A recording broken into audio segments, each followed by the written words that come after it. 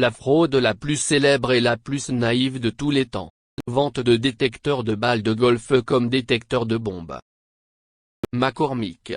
James McCormick a vendu de faux détecteurs de bombes à de 652, principalement en Irak et ailleurs dans le monde.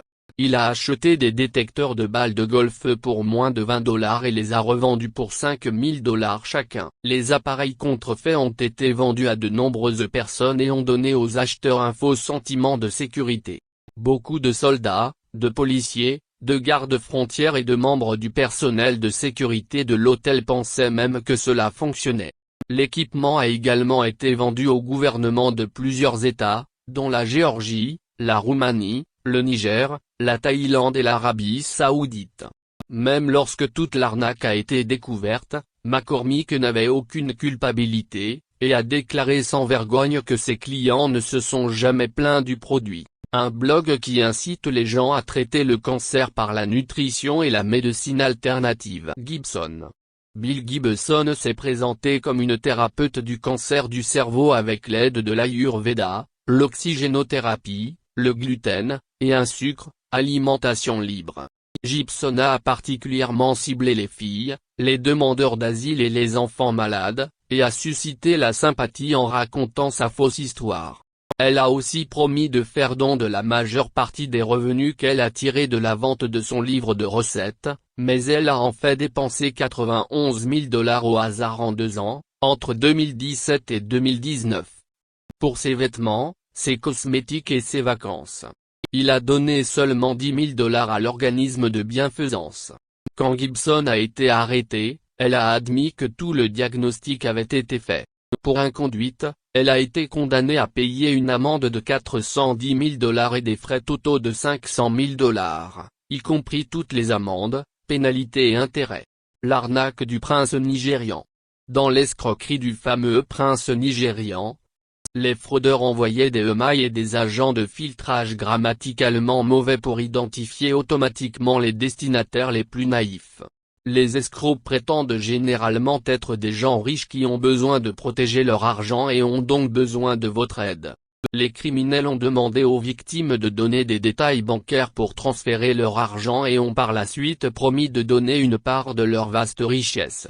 Mais ce qui s'est réellement passé, c'est d'effacer le solde bancaire des victimes, comme prévu. Escroquer l'argent des gens avec un truc de télé-réalité.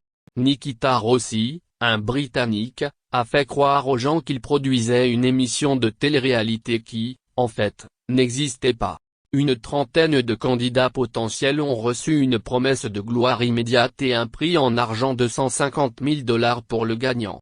Certains ont vendu leur maison, ont quitté leur partenaire, ont même quitté leur emploi pour participer à un spectacle inexistant. On a demandé aux équipes de recueillir $1,5 million, ce qui était essentiellement leur propre prix en argent, et on ne leur a offert aucune indemnité de subsistance. En outre, il a demandé un accès complet au compte bancaire des participants. La plupart des candidats sélectionnés ont quitté le spectacle en 2 jours. Le Russe est également devenu sans abri et a dû vivre avec ses victimes manipulées. Comme aucune somme d'argent n'a été réclamée par Rossi, il n'a été accusé d'aucun crime, et une affaire civile n'a pas été déposée pour manque de fonds. Vend le pont de Brooklyn. Arnaque du pont de Brooklyn. Le pont de Brooklyn a été achevé en 1883. Immédiatement après, le filou George C. Parker a commencé à le vendre aux personnes les plus naïves en les convainquant qu'une fois qu'il aurait acheté le pont, il obtiendrait une fortune en facturant des frais. Si Parker vend le pont 2 fois par semaine depuis des années. Les personnes qui avaient déjà acheté le pont de Brooklyn sont même allées jusqu'à ériger une barrière et des postes de péage pour traverser le pont afin de contrôler l'accès public au pont. Après Parker, d'autres fraudeurs ont aussi commencé à vendre le pont de Brooklyn, ce qui a conduit à la phrase célèbre. Et si vous pensez ainsi, j'ai un pont à vous vendre, qui est utilisé principalement pour se moquer de quelqu'un de si naïf. Future escroquerie automobile. Au milieu de la crise du gaz des années 1970, Geraldine Carmichael a commencé son 20e siècle motor car motor vehicle et a présenté une voiture appelée DAL. DAL était une voiture à 3 roues futuriste qui promettait de résoudre la crise du carburant. Elle a recueilli 30 millions de dollars en investissement et 3 millions de dollars en vente anticipée. Bientôt les enquêtes ont trouvé que les usines, la production, les plans de recherche, Dahl elle-même, et tout était imaginaire. Carmichael a été reconnu coupable de fraude et condamné à 20 ans de prison, mais s'est échappé avec l'argent des investisseurs sans aucune trace. Cependant, elle a été trouvée en 1989 à Dallas, au Texas et condamnée à 10 ans de prison en Californie. Elle est décédée d'un cancer en 2004. Une fausse entreprise de nettoyage bouleverse la bourse. Minco. ZZZ Best était une entreprise de nettoyage de tapis appartenant à Barry Minco. La valeur des actions de l'entreprise a explosé pour atteindre un total de 200 millions de dollars. En fait, l'entreprise n'existait pas, n'avait pas de contrat et était financée à l'origine par plusieurs vols de cartes de crédit. La fraude a été découverte en 1987, et Minco a été condamné à 25 ans de prison. Le tour de l'immobilier de Baker. En décembre 1936, 28 personnes ont mis en place le Baker's Real Estate Trick.